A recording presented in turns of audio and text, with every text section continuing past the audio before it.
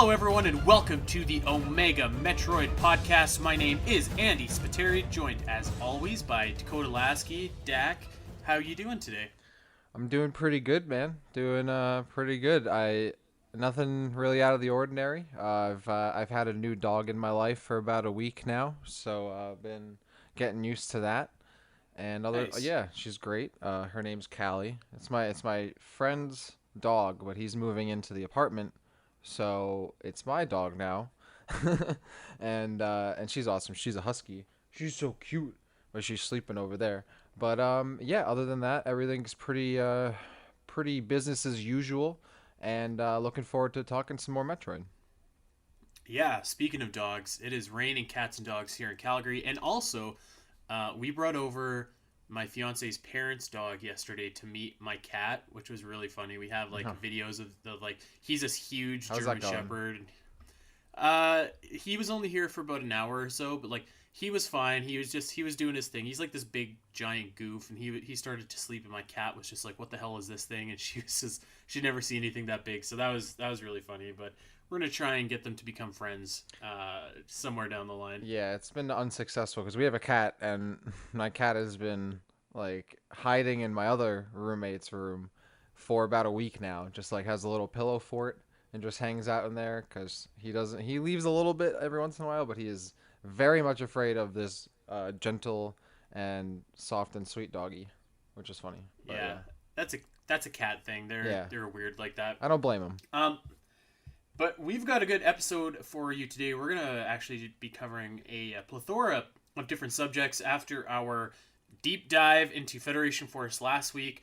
But we're talking about cats, we're talking about dogs. I want to talk about rats, Yeah. actually. I was just scrolling Facebook like 20 minutes before we started this episode, and I saw a Kickstarter for a game called Curse of the Sea Rats. And it is a new Metroidvania game. It's supposed to be releasing April 2021. Very, very cool aesthetic. It was like kind of imagine the Great Mouse Detective, like the Disney movie, Mhm. that kind of aesthetic, but like everybody's pirates. Mhm. And it just looked really, really cool. It caught my eye. Looked, it's on Kickstarter right now, and I'm all about new Metroidvania games. So when I saw this, I was just like, this is pretty cool. So I ended up, I did like the free back because they have crushed their backer goals, so I don't think they need more money. But if anyone has any spare change that they want to throw at this game, I thought it looked really cool actually, and maybe it's just because I have a soft spot for Great Mouse Detective, but it really really reminded me of that. So go check it out over on Kickstarter. I thought it looked pretty neat. Yeah, I'm looking at it right now because you messaged me today with this Curse of the Sea Rats, and I'm like, okay, dude, like what is this? I have no Yeah, idea what's what you're wrong with you? talking about. But I'm looking at it right now. Yeah, they destroyed the goal. The goal was like just under 17K, and it's like they hit like $180,000. Like that's insane. Um, but it looks pretty cool. The aesthetic is really cool. I'm not like a huge like fan of the whole mouse. I might be a little like traumatized by living in the Bronx and seeing so many rats and mice that I don't know if this game connects with me thematically, but the gameplay looks really cool. I love the art style. And clearly it seems like it's gonna be coming out. So yeah, I'm gonna check that out. It looks pretty cool, and maybe I'll be able to stomp some rats out in the process. In the Ain't game, in nothing the wrong with game, that. in the game, Yeah, yeah, in the game. in the game. Um, so that's not the only cool thing that I saw Metroid related this week. I saw a book online that I ended up purchasing. It just came in a couple days ago, and it is called The Anatomy of Metroid Deluxe Edition by Jeremy Parrish. I'm really excited to actually dive into this. Basically, it's an in-depth game design analysis of the first three Metroid games. So Metroid, Return of Samus, and Super Metroid, and there's even a little blurb about Kid Icarus as well. So I got that. That's still up on Amazon if anybody wants to check that out. I'm like really, really looking forward to diving into that. Looks like there's a lot of cool like screenshots and just artwork and stuff like that. So any Metroid fans out there, which I'm assuming everyone listening to this might be a must buy for you guys. So again, that is The Anatomy of Metroid by Jeremy Parrish, and that's on Amazon right now. So check it out. I'm gonna check it out, though. I wanna hear your thoughts before I purchase it, or maybe you can photocopy it to me. I don't know. You know what? I'll get. Maybe once I'm done reading it, we can maybe do a little bit of a show on it if there's enough meat on that bone there, and talk about some of the things that this book I suggests. was gonna say it sounds like this would be a topic to go over this. I personally I would love something like that for like Metroid Prime. That'd be so cool. Um, Yeah, that would be but awesome. having it for the first three games, especially Super Metroid, is really sick. I would like to check that out. And yeah, you pretty much said everything that I would have said if I were in your position. So nice. So, you know what? I actually want to float an idea by you, Dak, because since we've started this podcast, I've been like kind of slowly convincing a lot of my friends to play Metroid, right? Okay. And when they ask me like, "What's the first one I should play?" Usually I'll say Super Metroid. Sometimes I'll say Metroid Prime, but most of the time I'll say Super Metroid. So I have like three buddies right now playing Super Metroid for the first time, and all of them are just like, "I'm stuck. I don't know where to go." I was almost like considering maybe writing a walkthrough of Super Metroid with like kind of a detailed like a walkthrough slash like I don't know, not just like strictly like go from point A to point B, but like something cool, something fun about that. And maybe it's because I've been writing about Zelda for like the last 4 years, but I just like felt like writing about something about Metroid. So I don't know. Would you think you'd be down to read something like that? Yeah, I kind of I feel what they're putting down. You know, sometimes you can get lost in that game, and why not? We should have our own walkthrough from the Omega And that's Metroid the beauty of podcast. Metroid too, is getting lost in Metroid as well. So I don't really want to take that away, but like I thought that it would be kind of cool. I understand these days people want direction, and maybe this is the kind of direction they need. But yeah, it's not a bad thing to get lost, and just like in Metroid Prime, you get super lost too. At times, Super Metroid, yeah, some of the magic of the game is getting lost and kind of figuring it out yourself. Yeah. So I But don't yeah, know if I'm anybody down. listening, anybody out there listening would be down to read a walkthrough about Super Metroid. Let us know at Omega Metroid Pod. There Let's might be a move lot of on competition for to you though. You know, there a yeah. lot of walkthroughs out there already. Yeah, and when I say walkthrough, I think I just basically mean I would write about Super Metroid because I love Super Metroid, Mhm. and like it would happen to be I'm writing about the world and what you can do as you're going. I don't know. I was kicking it around because it's just like I have so many people that are just like asking me where to go in Super Metroid. I'm like, man, I should just write this all down. Yeah, why So not? we'll see. Okay, let's move on and let's talk about a big piece of Metroid Prime 4 news. Seems like a while since we've been able to say that, but here it is. Retro Studios has hired, I'm going to butcher this name, I'm so sorry, Bat Nandakumar, who worked on Call of Duty Black Ops 4. That's this is a very exciting announcement. I'm looking at the roster of talent that Retro Studios has assembled for Metroid Prime 4, and you've just got so many great artists, producers, engineers on this list, people that have worked on incredible projects both in like the first person shooter category, the platforming category. Like you look at the list of names here and the games on some of the team members' resumes here. We've got people that worked on Battlefield. We've got people that worked on Shadow of the Tomb Raider, Borderlands 3, New Super Lucky Tale, Donkey Kong, Halo, Crisis. Like it's stupid the amount of talent that is being assembled to work on Metroid Prime 4. So I'm really excited about this, especially because I mean Black Ops really is, it's at the top of the food chain as far as first person shooters generally go. Well, that's the thing is I think it's not just important that okay, we have someone from Call of Duty, which is really cool, but it's what did this specific developer do in those games? He's been working on at Activision for a decade and working on every Black Ops installment apparently. It's not just 4. I think he most recently was the lead engineer on Black Ops 4, but he's worked on every Black Ops game. And in those roles, he was the one to create the original theater mode in Black Ops, which was the first time Call of Duty had a replay feature, and seems to be involved in terms of Black Ops in online tools and gameplay programming and stuff like that. So when you take those parts into consideration, now you're thinking, okay, what would Retro want with that kind of programmer or developer on this kind of game? As someone who wants some awesome multiplayer, I'm excited because maybe they are actually going to be putting some more resources into that this time. Maybe they'll just be involved in like just the gameplay overall. Um, as just a lead engineer. Who knows? But I'm excited. Like it's not just someone who's part of like the developer team, but like a veteran, someone who's worked on multiple titles within the same franchise, as someone who like they can clearly rely on. So yeah, I'm excited. So now we're seeing like a bunch of different games being represented in this team, right? You have Call of Duty, Halo, Mirror's Edge, Battlefield 5.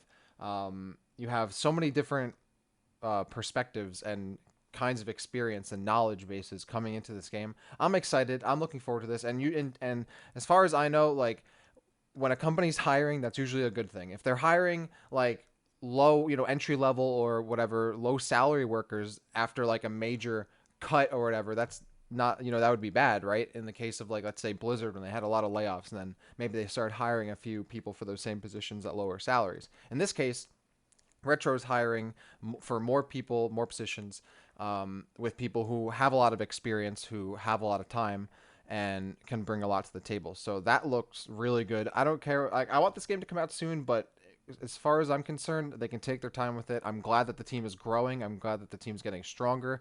This makes me more excited and more confident that this game's going to be great, and I can't wait to see what they have to show off whenever they do show it off. So yeah, this is awesome. This is actually great news, and yeah, I'm really excited to see what we get next. I don't know. I feel like with all of the parts kind of seemingly falling into place here, perhaps, maybe I'm just being blindly optimistic, but perhaps it's time that we see a little something about Metroid Prime 4 in the near future. If it's a quick little teaser trailer, if it's just like, frankly, an update saying like, we'll have something for you by like December, we'll have a trailer then. I feel like something is coming for Metroid soon, and I don't know if it's that because of all the rumors about a new 2D Metroid, or if it's just like, we know that Metroid Prime 4 is being assembled from the ground up in the background here. I don't know. I just get that feeling that something is coming soon, which is very, very exciting. Yeah, it's just hard to know with like the current state of the world, really. Like, would we be hearing something now normally, right? If we weren't in the current situation that we're in, or are we gonna have to wait a little longer because the game's still being developed, or because things have been delayed in general? Yeah, I hope we see Right. something Yeah. soon. I can't wait. Yeah, I do think that I we're. don't mean to suggest that we're gonna see like Prime 4 like releasing soon, Oh but no, just I yeah, feel like it's it's time to anything. show Yeah, people. Yeah. but that's the thing, is that do we know like, or like when they want to show something up, I think they're really gonna wait until they really have something, because I don't think they can, like, they can't get, they could get away with the teaser thing again, but I think they know that when they show Prime 4 again, it really has to bang. Like, it has to be really hype. It has Yeah. to be really good. It has to be like on point entirely. So I think they're gonna wait until like the moment's just right. Like, they know, as much as we like, kind of not slander, but we'll talk about Nintendo in terms of like how they treat Metroid marketing wise and overall as a franchise. I do think they still know like the gravity of like the Metroid Prime name and the expectation that comes with it. And really everybody does, I think. Even if you don't play Metroid Prime, I still think a lot of people know like, oh, that's that's the Oh, good of stuff, right? course. So I think with them, like, they know that like we really got to get this right. We really, and even Retro too. I think on their end too, I'm sure they really want to like knock it out of the park and be like, look at this. We're coming back to this franchise we haven't touched in over a decade, and we're gonna not even miss a beat. We're getting the super team together. We're gonna make the sickest game. Like, that's how, if I were running Retro Studios, that's what I would want to be doing, right? I'd be wanting to make the sickest game possible. Like, we're gonna make sure that they regret ever having us not work on the Metroid series, right? Even though it was Retro's decision to move on to other games, but still. So yeah, I'm excited. I think this is going to be awesome, and I can't wait to see whatever it is when it comes out, because I think whenever they do show something, it's going to be epic. Yep, I agree, and I don't know. Maybe this announcement has just got me excited. I feel like there's Call something of in the air. Duty. So, I have to admit something to you, Dak. I've never played any Call of Duty game ever. Not even Really, multiplayer man? at a buddy's house. Dude, No, like, I mean, just Call of Duty is like a punching bag game, but Call of Duty can be and is and has been good. Like, Call of Duty 4, like the original Modern Warfare, is one of the best FPS games of all time. Like, Black Ops 2 obviously introduced like zombies, really good games. Those are games that, I mean, obviously there are some duds and some not great ones, but it's worth playing the good ones, even for the campaigns. Maybe if you don't want to play the multiplayer, that's one thing, but yeah. yeah. I don't know. For a Nintendo gamer like me, I'll take a 2D platformer You about got to rats on a broaden your pirate ship or something. horizons, You man. know? You know, you got to broaden those horizons. One thing I love about FPS games, just like it's so immersive, dude. I love being like right in it, like with stuff that isn't first person. Not that isn't as immersive, but at the same time, it kind of isn't. I think like I really get the most immersed in first person games, but that's just me. Well, that's fair enough. Let's move on and let's finally get to what we are here to talk about today, and that is the trope of using clones or doppelgangers or enemies that are a dark reflection of our hero Samus in the Metroid series, and not just of Samus, but just in general. Um, this was something that we were kind of chatting about, and then we were just like, this would make kind of a cool episode because Metroid does actually lean into this trope maybe more than we think. Like, obviously, we all know about the SAX and Dark Samus, but there is a lot of other there's a lot of other instances where the Metroid series uses this evil version of a hero trope as well, and that's what we're here to dive into today. And Dak, this was kind of on your brain, so maybe take us away and tell us about what got you thinking about this. Yeah. So Andy walks by me in the hallway and he pushed me against the locker and he shakes me down. He's like, "You need to come up with a topic for this episode, or I'm taking your lunch money." I was like, "All right, all right, all right." Yeah, I thought this was something to think about because we were focusing on Federation Force, like specifically just a single game on our last episode. So I'm thinking about doing something that kind of goes across multiple games, multiple generations. And yeah, this was kind of like a theme, a trope that does come up pretty often in the Metroid series, not only as like in respect to major antagonists, but just in general. You see it in enemies. You see it in. I mean, you can look at Metroid Prime 2, and there's a whole planet and like dimension that is a mirror of another one, a doppelganger kind of dimension. So it's something that's pretty common in Metroid, but not something that you really always kind of stop and think about. Like, oh yeah, there are kind of a lot of like clones and doppelgangers and stuff in the franchise, which I guess makes sense for a sci-fi property. But I thought something would be cool to talk about. So yeah, I figured we jump into this by looking at the different ways this trope has kind of been exemplified and is on display in the series, and kind of going about what we thought about each instance and what we see for the future. Right. So before we get to the two that everybody wants to talk about as well, let's spend a second just talking about some of the lesser known instances of like the fakes or doppelgangers in here. And you brought up a great one, Dak. And you're basically saying like, what's your favorite like non Samus esque doppelganger in the series? Yeah. And speaking of Super Metroid, I love when you go head to head with the Chorizo. It's such a over the course of playing multiple Metroid games, and even though Super Metroid was my first Metroid game, you've just been conditioned to know that those Chozo statues are a good thing and that they are, you're about to get something great, you're about to be rewarded in some instance. And I kind of love the idea that this kind of flips that on its head and actually you got to fight this guy. Yeah, I thought the Chorizo was like the best non like boss example of this trope, right? Like the Chozo statue is something that you immediately think, "Oh, good, that's a respite right there. That's a safe haven for me. I'm getting something." And then that gets turned on its head. Though the enemies are never really like the strongest to ever deal with. I always thought it's cool to have this like animated and that's another thing trope too is how like Metroid when it does bring some kind of unique enemy to the fold. A lot of time they might be like an animated corpse, so they're an animated pile of rocks, like in the example of like Thardis, or they're an animated Chozo statue, right? Which I always think is cool, like how these things kind of come to life that are part of the world in a way, or might not be.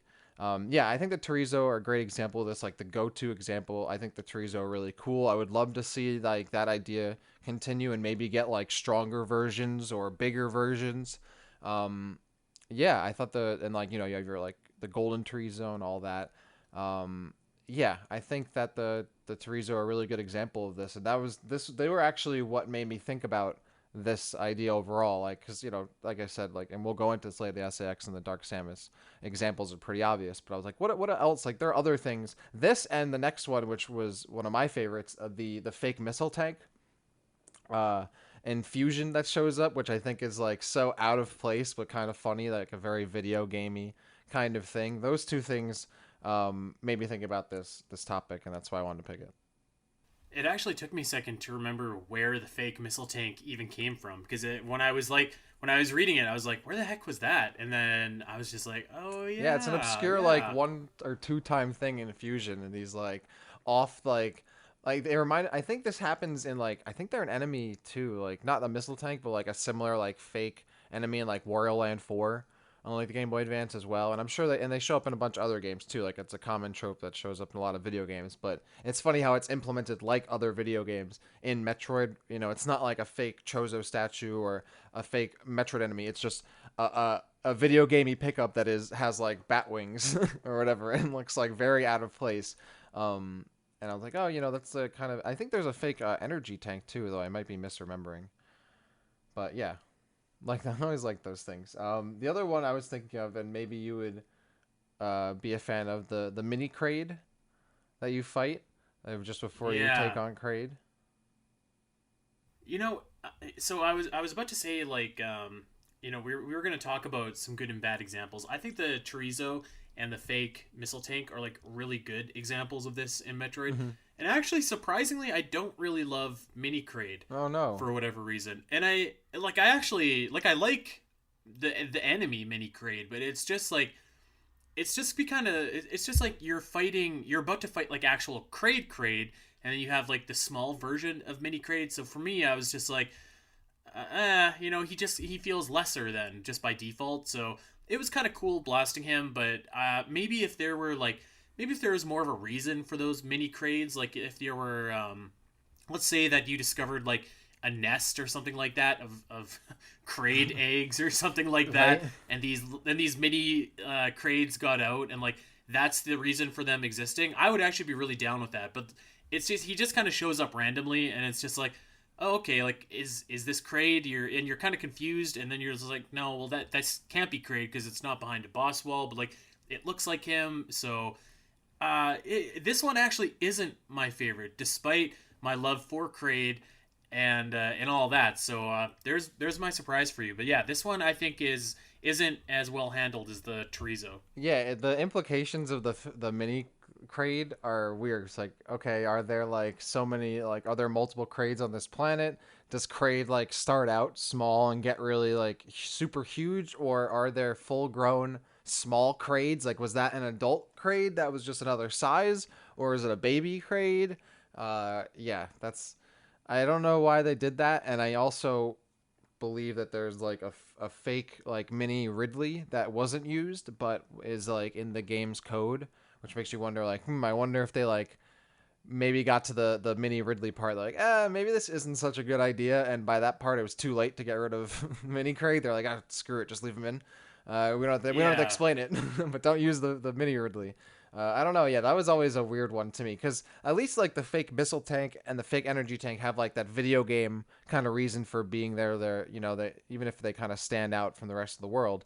But the mini crate kind of doesn't. Like, why would you have like a miniature version of the same boss that it doesn't put up much of a threat at all? And lore wise, why would the fake crate, the mini crate exist at all on the planet nearby the big crate? Other than I guess it being like its offspring or something, which doesn't seem to be applied in any other means otherwise. So yeah, I don't know, weird stuff. But yeah, there are some good instances of this and some not so good ones.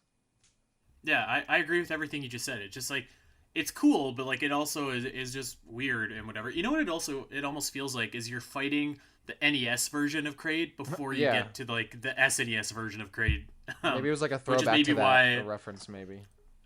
that actually like maybe Yeah, that makes sense to me. Maybe that's why they took NES Ridley out of Super Metroid because he looks ridiculous. yeah, maybe. So Um, yeah. speaking of Ridley, let's talk about him because there's also a couple clone versions of this guy, or actually, I guess just one clone version of this guy. Now, Dak, you have Ridley X on your Oh list my of God, I didn't characters even here, think about. but you skipped I didn't a even. very Wow. specific kind of clone. I dead ass completely didn't even think about the other Evan Ridley clone. It completely like blocked out of my mind. I was gonna say like that's probably an instance of cloning or creating a doppelganger in the Metroid series that doesn't exactly work. for a variety of reasons. I feel like this trope really works well, and not just in Metroid, but just in like games, media in general. When like you see a dark image of your hero and like what could have happened to this hero if he would have made some slightly different steps in their path in life or something like that. So like, or kind of a dark reflection of like, what could have been if certain things hadn't happened or had happened. And for just on that principle alone, I don't think that it works well when like you have a villain that has like a clone or dark image of himself, and like especially the way that Other M went about it with the kind of metamorphosis of the little Oh my birdie god. into Ridley. And you know what? I defended this before on the show, and I'll defend it again. I actually don't think that idea is awful It's so bad. in theory, because like you see it on Alien too, when like the chest burster comes out, and like he eventually like evolves into the xenomorph as we know, but Other M just didn't do it very well. Yeah. And like the design of the birdie going into Metroid or going into Ridley looked really bad. Ridley looked really bad. This one is probably the schmozziest version of this trope that we've seen in the Metroid series. It's so bad. I hate it. So this is the dark side of Ridley if he like took steroids and went to the gym because for some reason they decided to make him like yoked out of his skull. Um, I maintain that the Federation sucks at what they do because that's been proven time and time again. And they had a ton of different organisms on that ship within close proximity of each other.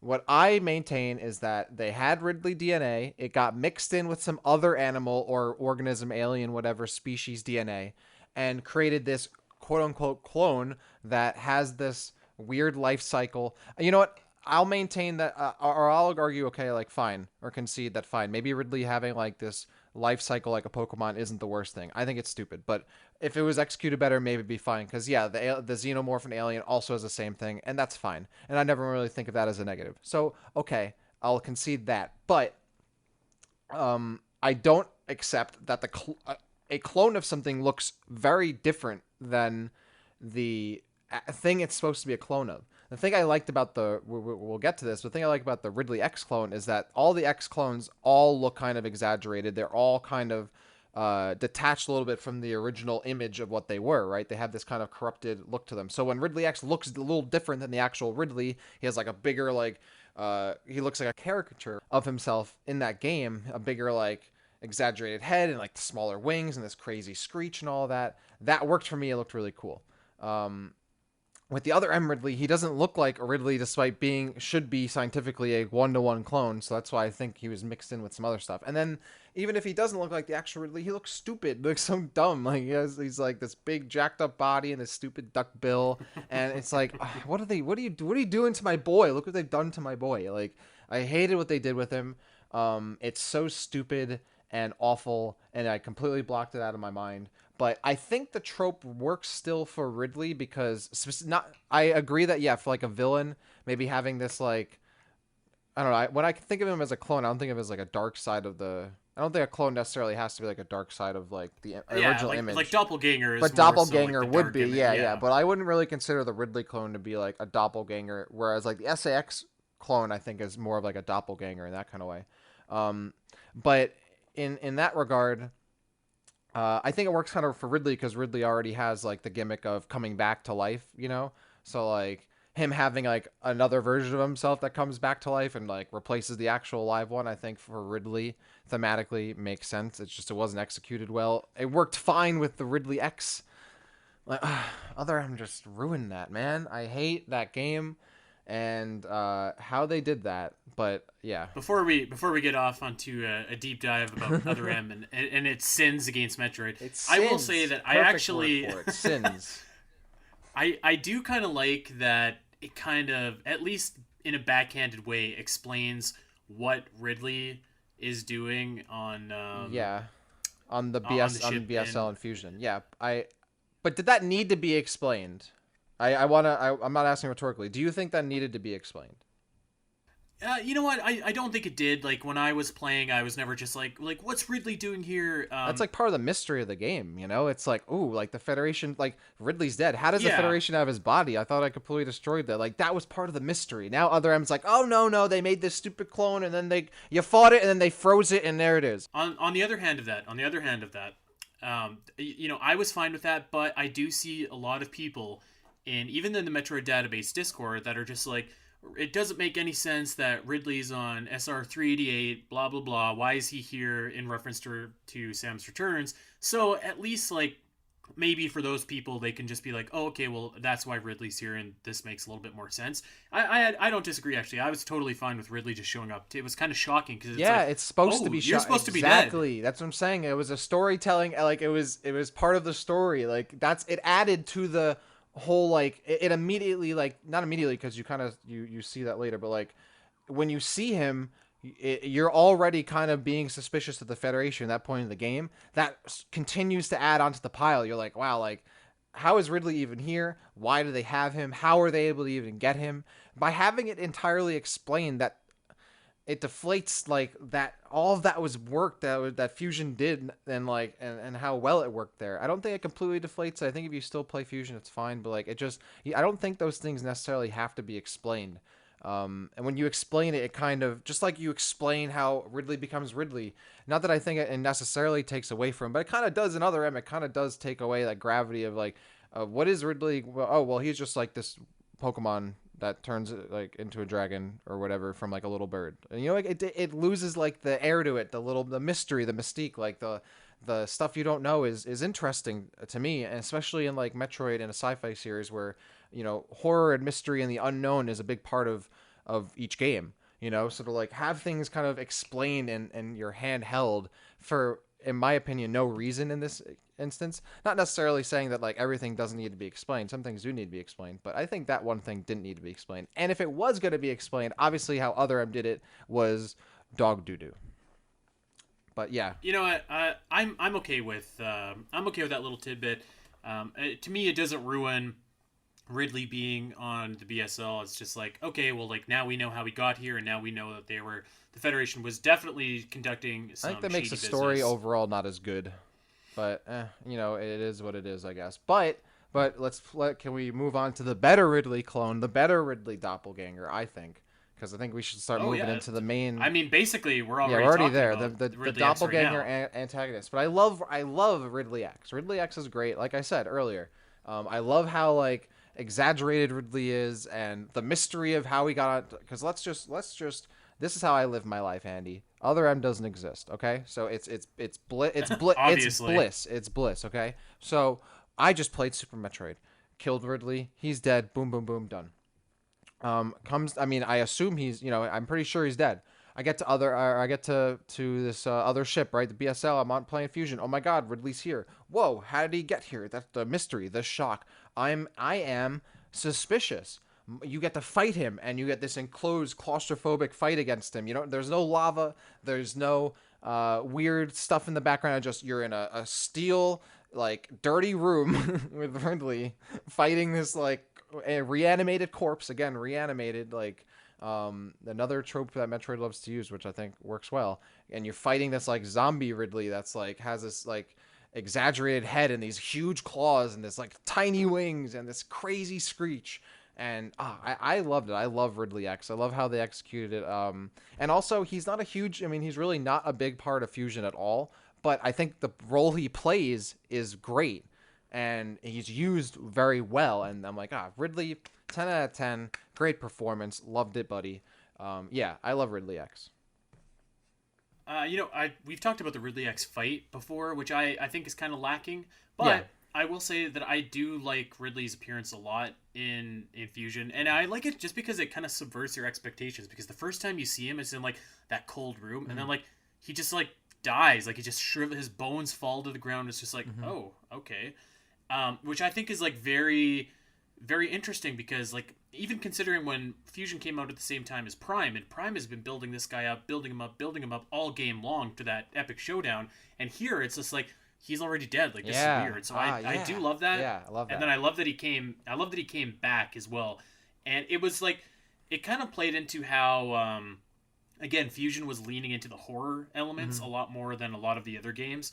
But I thought that his appearance, while brief, was good. He kind of has that deformed, particularly in his jaw. Yeah. His jaw's a lot more rounded. It almost looks like a T-Rex jaw, Hmm. um, which is weird because like supposedly his clone in Other M, he has like this duckbill jaw. So it is funny how that works. But yeah, I loved his appearance in here. I thought that it added a lot to kind of the intrigue about what was going on the ship and like who was really pulling all the strings. So he wasn't like he wasn't integral to the story, but it was a good way to get the main story across a lot more. So this one might actually be one of my favorite instances of Metroid using this trope, but Yeah. probably not as much as the other thing that Fusion does. Let's move on to the big two that everybody Mm. wants to talk about when we're talking about clones and doppelgangers in the Metroid series.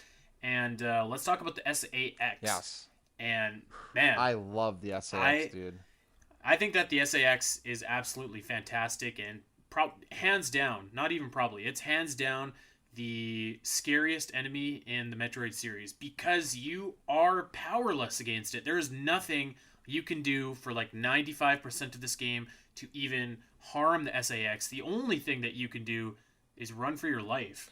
Dude, I remember the first time you at the playing Fusion and the first like cutscene where like the SAX blasts through the wall and walks over the elevator platform and like and turns towards the camera and zooms in. That like everyone knows that shot, man. That like just Oh that yeah. hits you right in your bones. That like ooh, that scared me. And like the shrill like music effect that plays like with it, that scared me as a kid. And of course the classic legendary chase sequence, right?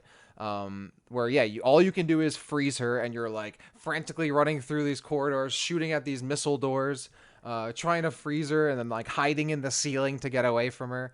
I love the SAX was so cool, and the great thing about the SAX, like, there's such like minimal effort is needed to like establish how strong this character is because we already know how strong full powered Samus is, right? So we already know what the stakes are, already know what we're up against because we've played Super Metroid, we played, these games, we played Smash. We know what fully powered end of game Samus is capable of, right? So we don't need any establishing, we don't need any exposition to know how strong this character is, which I think is just really great. I love that about the SAX, and has that obviously like that non-existent stare, like dead look in its eyes.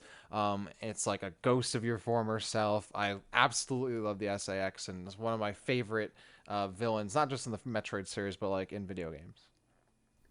Three things that I want to say about the SAX that I always really loved.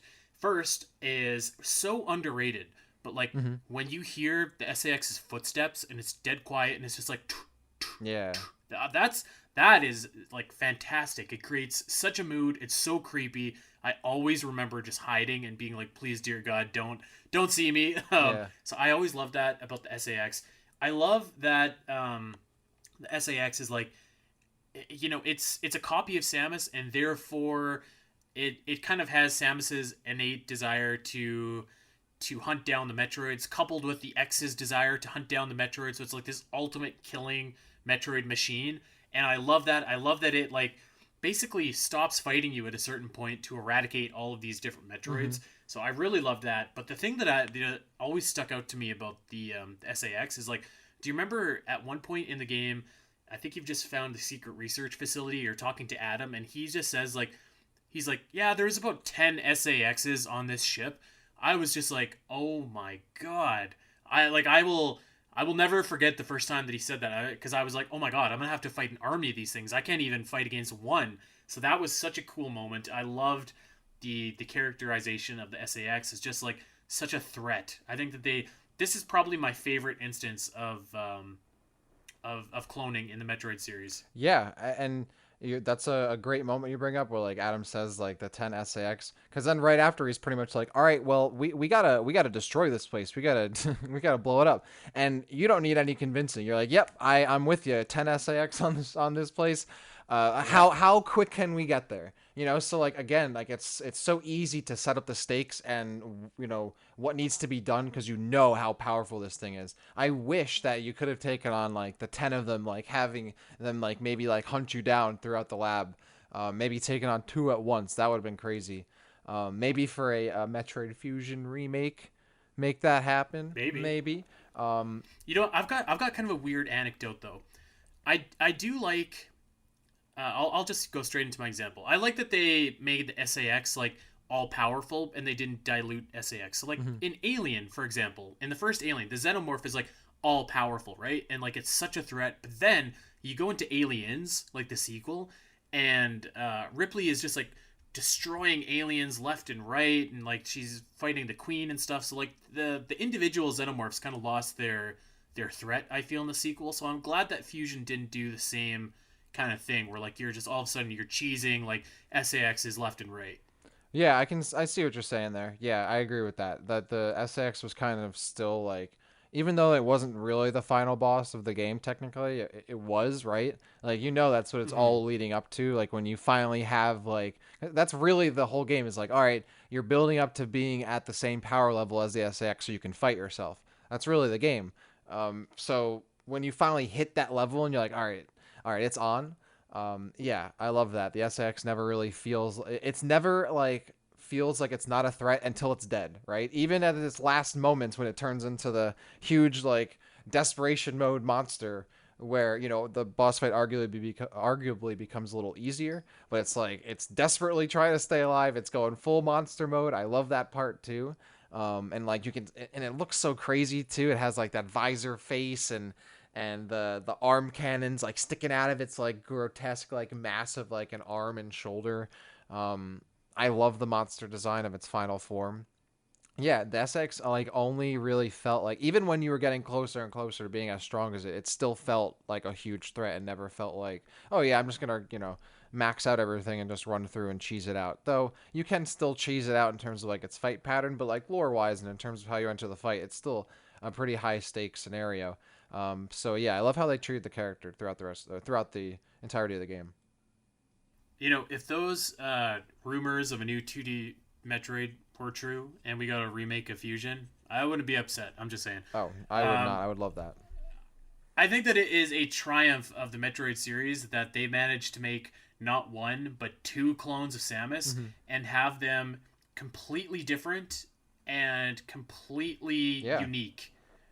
So let's talk about Dark Samus, the most famous of the clones in the series. Of course, this is actually Metroid Prime, and you don't really see Dark Samus, come into her own until Metroid Prime 2, and you have a series of awesome boss battles against her in that game, and she looks like more and more creepy and like kind of starts to look like the final form of Metroid Prime by the end of the game. Hmm. I really love that.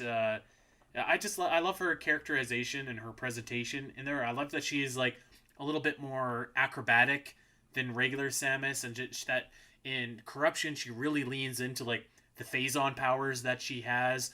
I think that they did a really great job creating a antagonist for Samus. I don't think that she feels as scary as SAX does, but she feels perhaps more formidable and more powerful, particularly in Corruption when you are in that suit that's slowly killing you and you know that Dark Samus can overwhelm you at any point when you're on the planet phase. So I think that they did a really good job with Dark Samus. Maybe not as memorable to me as SAX, but Really. um, you know, Dark Samus is so maybe memorable to me. I think even maybe memorable isn't the right word because I mean they're both memorable. They're both fantastic. I just like SAX was just so scary and so like you were just so helpless against it, and the fact that I think maybe what I'm trying to say is like um, Dark Samus was a great foil, Mhm. but at the end of the day, I think you fight Dark Samus 4 times and you beat her 4 times, so she doesn't have that same kind of thing where it's like I can't beat you because you beat Dark Samus all the time, if that makes sense. So both again, but like both are completely different. They're presented differently. So and I think that they're both extremely effective in how they are presented. So I to say I don't like I love Dark Samus. I think that she's fantastic, but I think gun to my head, I might take SAX over Dark Samus. I mean, I might too, but I think they kind of feel like they're both really great in different ways for me. Like I love Yeah, how Dark Samus is like the major driving antagonistic force over two games. Because, I mean, yeah. Well, if you really want to count, the Metroid Prime version of Dark Samus 2, like, yeah, the fact that Metroid Prime itself is like the main driving antagonistic force over three games, I think is so great, and how it goes full circle with her appearance at the end. Um, they hit different like spots, right? Like the SAX is kind of this like really like existential dread kind of antagonist, right? Where it's like an infection. It's not something that like is evil, right? Like it exists to feed and you know uh continue to like thrive on life forms and prosper and reproduce and all that kind of stuff, right? Whereas like Dark Samus is like, you could argue, is a little more of like an evil force, even though Phazon is like a natural organic kind of thing in a way. It corrupted things. It had like a bit of a more of an evilish agenda, even though then I don't even know if I would describe Dark Samus as necessarily evil in that way, but the different kinds of like antagonistic force they are make them separate them a lot to me. I just love how like Dark Samus like is like leading like a corrupted army at one point, like seems to have these kind of like a vision, right? Like it seems to have this hmm kind of like conscious like forethought and planning, and has something in its like head to do something, right? And whereas the SAX is just like essentially a bug that is just going to feed and reproduce ad nauseum until it dies or something kills it, right? Two very different but still really awesome and crazy things. But the fact that the Dark Samus is like a multi-game kind of antagonist while still being like a yeah, I clone love of that. right, like Metroid. Now that we've really talked about it for the past 47 minutes or so, that Metroid does this trope, I think, really well overall compared to most properties. Like when you think of overused tropes in Metroid, the doppelganger like clone trope is almost, I can't think of a time that's ever been the one named, I've never stopped as a Metroid fan and thought there are too many clones or too many doppelgangers in Metroid. That being said, if they added more, maybe would it cross the limit, cross the line? Maybe it would. But I think looking back at this, looking at like Ridley X, Dark Samus, SAX, um, I think it's done really well. And I think, Dark Samus wise, the fact that this clone of Samus got like this pretty solid character development over multiple games, right? And like we see the origin of the character, the full demise of the character. I think is really impressive and really well done, and obviously has resonated with people because, it's I think a big part of why Metroid Prime was successful. It had a really solid antagonist, a really good story, as well as being really good gameplay and all of that, and immersive and all of what we know and love about Metroid Prime. But Dark Samus being included in Smash and all these other things too lead to, I think, Dark Samus being a pretty good idea, and pretty awesome too. But I love them both, and I might take SAX as well because I love the SAX, and I feel like Yeah, I was gonna ask Dark Samus or SAX, but I feel like we're both on the same side of that boat. I feel like I was maybe a little like I love Dark Samus too. Yeah, it's I'm hard to really a pick. big They're fan of both Dark great. Samus.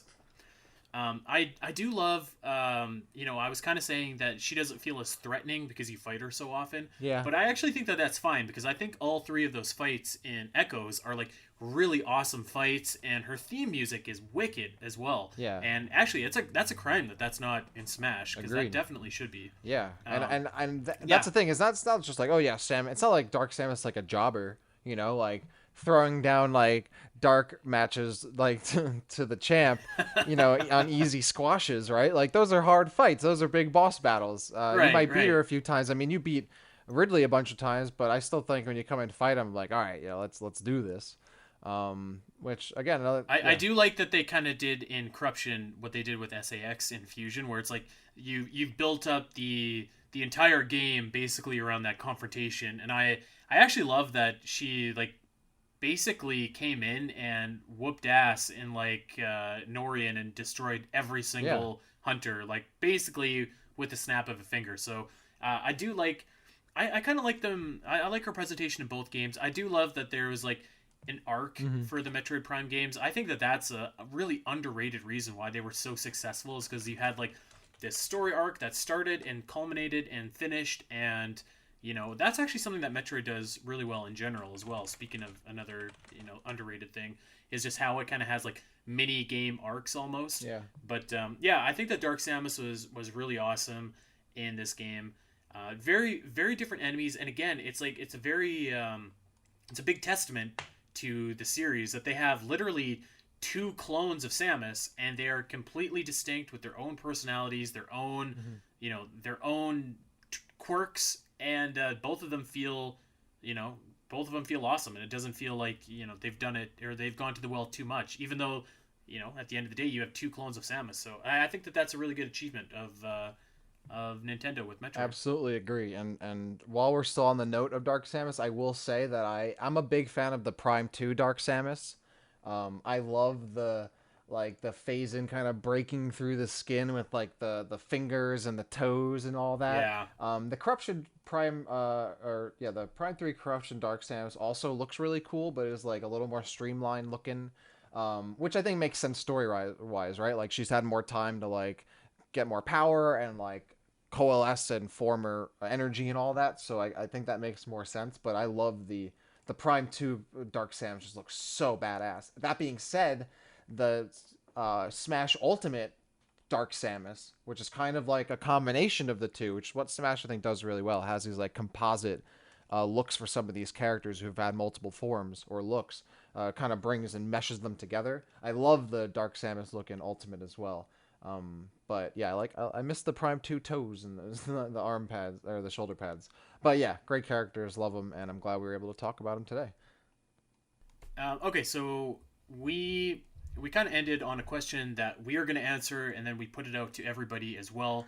But obviously, Metroid has done this trope very successfully. So naturally, the question to end on here is: would we like to see another clone slash doppelganger slash antagonist like that, or do we think that it's probably time to retire this? My answer is, in terms of Samus, it's probably time to walk away from having another kind of Samus esque like villain, if you will. Yeah. We were like even last week when we were talking about Federation Force. I think that the final battle, even though you're battling Samus as a big ball, even that is just kind of like okay, well like we're fighting Samus kind of again, or like she's being mind controlled. So like I mean you're fighting like a dark Samus, right, Mm-hmm. or like an evil Samus. So I was like this one doesn't exactly work for me. So I think that I wouldn't be opposed to like seeing more, like if they were just like here's Kraid and we cloned him and that's why we brought him back to life and that's what he's doing in Metroid Prime 4. I'd be like, yep, okay, cool. If there was another like if Dark Samus were to come back specifically in another game, I'd be like, I don't think so. I don't. You had a good ending. You had a good story. I'm fine with you like staying dead. I think I'm okay walking away from that. But I'm, as in the series in general, in terms of clones, I'd be down to see just some like more general. I'd be down to see that trope being done again, but just not with Samus. Yeah, I think I'm with you there. I don't think the trope is necessarily something that needs to be avoided forever. It clearly can be done well. I don't think the next antagonist should be a clone of anything, probably. Though I still have a soft spot for the X and wouldn't mind seeing the SAX again or the X, but I have no idea what direction they'll go in terms of the X with a Fusion sequel if it ever happens. But yeah, I think if we're gonna see the doppelganger thing again, let's not have it be Samus. Maybe somebody else. I'm down for Ridley clones that don't suck.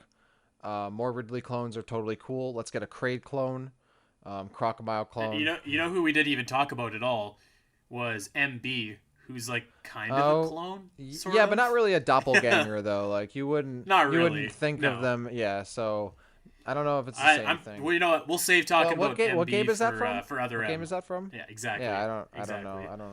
I haven't heard of that one, but I wanted to quickly shout out though because you mentioned Samus and Ballform and Federation Force. Someone, Griffin on Twitter, let off that tweet that he posted from the episode mentioned that apparently the civilization from that planet in Federation Force worshipped this thing called the orb that was created by the amplification beam, and that's why possibly that Samus is fought in ball form because of that. So I don't know. Thanks to Griffin though for that extra Federation Force lore.